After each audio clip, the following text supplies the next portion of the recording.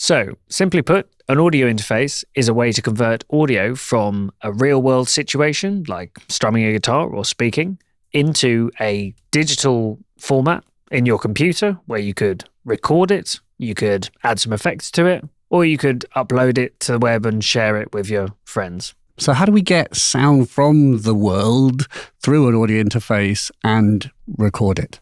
So in the case of a microphone, we're speaking into a diaphragm, which is moving around, and then that's creating a tiny little electric signal, which is going to travel down this wire and into the front of our interface.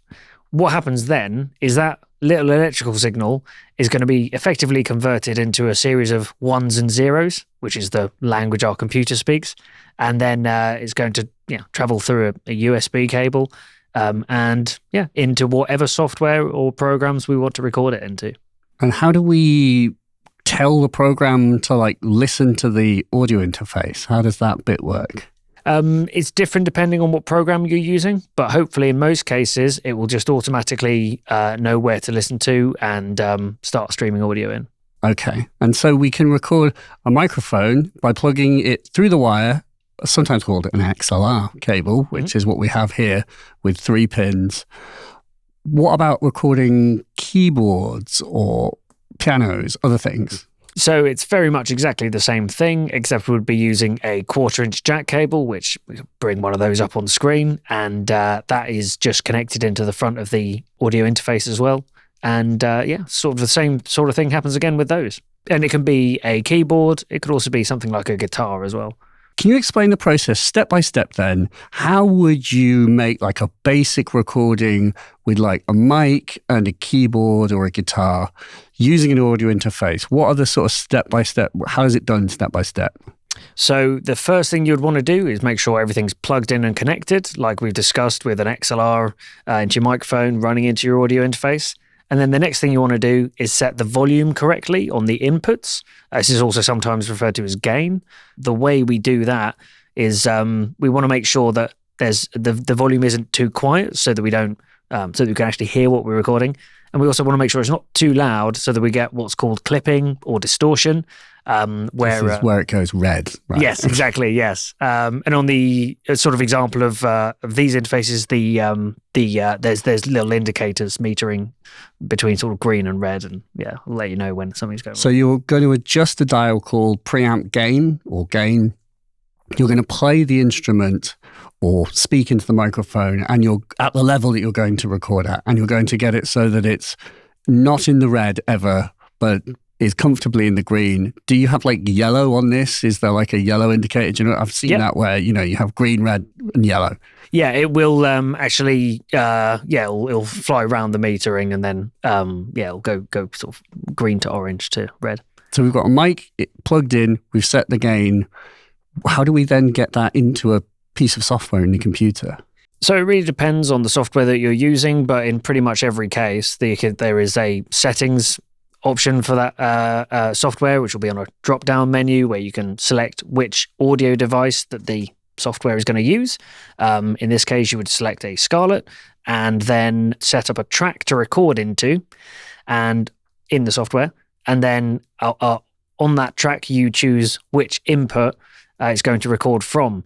Input of the Scarlett, That's right, yeah, input of the Scarlett. So let's say we've got the microphone connected to input 1 and we want to record that into our recording software. We just make a track, select input 1 as the thing that we're recording, and away we go. And you can usually set a metronome going as well, right? And set the tempo so that if you're I want to record at 120 BPM, then you can do that. And then you would be presumably hitting record, and then the program will record the input. It, literally recording to tape, it will record the input of that audio interface until you stop, right? That's right. That's exactly right, yeah. And then what do we do in terms of adding another track? Again, it kind of depends on the software, but we could just add another track underneath it, select a different input if we've got keyboard, plug it into input 2, and then we can just select the input 2 for that track, hit record, and go again. But this time, as you're recording, you'll hear the thing that you recorded last time, and you'll be able to play along with it as well, which is really exciting because you can start to sort of layer up your ideas. And particularly as a solo musician, for the first time, you can actually sort of play with various different ideas and sort of layer them up. And that's the magic of recording, isn't it? The sound on sound of, it's the genius of the multitrack. Yeah, you can be in several places at once, sort of. Question is, can you explain, I've heard about direct monitoring as a term, and can you explain what that is and what its significance is? Because I know that's like an audio interface feature that people talk about. So direct monitoring really simply just connects the inputs of your audio interface kind of straight to the outputs, which could be your headphones or some speakers that are connected. And it bypasses anything that's like going on in your computer and your recording software. The big benefit of that is that you can hear exactly what's going in to the audio interface without any latency. So there's no like delay. Can you explain latency? What is that? Yeah, latency could be the time that it takes for the sound to get in my microphone, converted into a digital signal for the computer, it's processed in the computer, and then sent back out to the headphones or the speakers.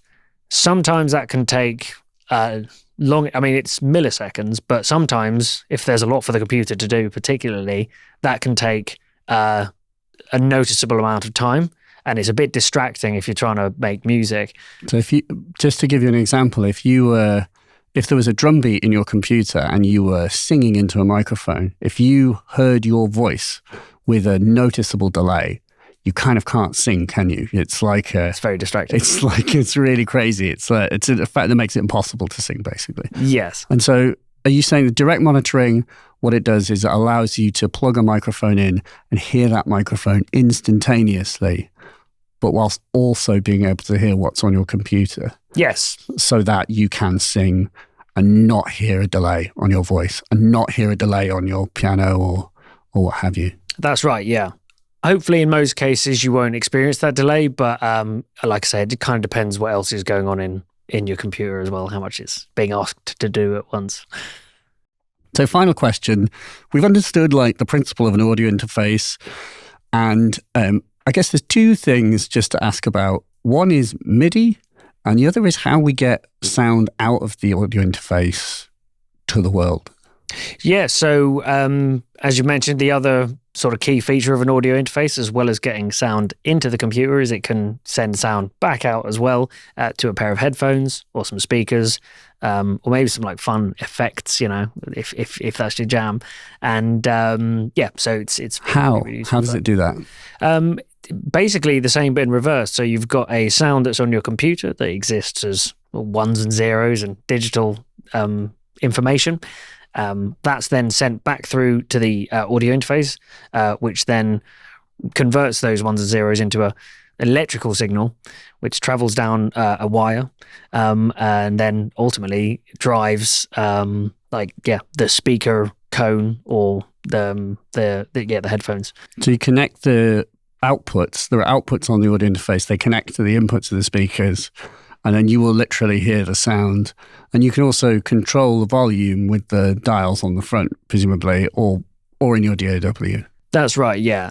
The benefit of this in particular is like you can connect to some really nice speakers to really enjoy your music, or to be able to hear what you're recording in greater detail than you would from typically sort of inbuilt speakers. So final question is MIDI. Like, what is MIDI? Why would I need MIDI, or do I need it? You don't necessarily need MIDI to make music, but what it is the language that musical machines like synthesizers use to speak to each other and send commands to each other. So it's not something inherently that you hear, it's more of like instructions. Think of the difference between words written on a page and somebody reading them out. MIDI is effectively like a bunch of instructions. You send those to a keyboard or to a synthesizer, and then it will interpret those in fun, colourful sounds. Do I need a keyboard to make music using MIDI? So there are some keyboards that just send MIDI information, but don't produce any sound. They just send those instructions. And in that example, you would want to connect that maybe to a synthesizer or maybe to a computer to send those send that information. To do that, you can either connect it via USB in some cases, or via a MIDI DIN cable, which we can get a picture of that up as well.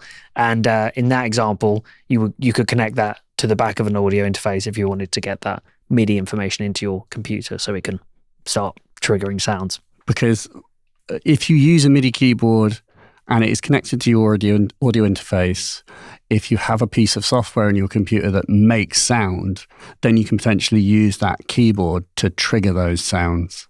That's right, yeah. And as a final thought is that I understand that an audio interface can help you achieve lower latency when you play those sounds. If you use an audio interface, then there's less of a delay between when you push the keys on the keyboard and that you hear the sound come back out of your speakers or headphones, right? That's right, yeah. Yeah. So another benefit of getting an audio interface. Yes, yeah. Okay, good. Well, I think we've kind of covered the basics here. And thank you, Alex. This is Alex from Focusrite, who are the makers of the Scarlett, which is actually one of the best-selling audio interfaces in the world. In fact, it is the best-selling audio interface range in the world. So thank you for your insight. If you've got questions about this, please leave them below. Links to Scarlett's and other music recording products from Gear for Music are below. Thanks very much, and we'll see you next time. Thanks. Bye.